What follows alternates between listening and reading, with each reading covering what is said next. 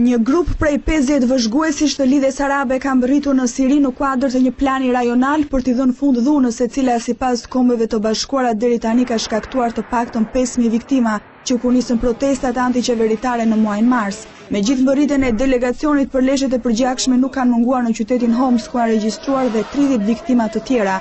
Siria nga ana e saj ka thënë se është përgjegjëse për sigurinë e vëzhguesve arab, ndaj pritet me interes se si do të jetë ecuria e negociatave të tyre. Kreu i lidhjes arabe Nabil Al-Arabi ka thënë se do të duhet të paktën një javë për të përcaktuar nëse Siria po plotëson kriteret e marrëveshjes së nënshkruar, sipas së cilës vëzhguesit do të monitorojnë situatën në vend dhe do përpiqen të japin fund dhunës nëpërmjet tërheqjes së forcave të armatosura nga zonat e konfliktit dhe lirimit të burgosurve.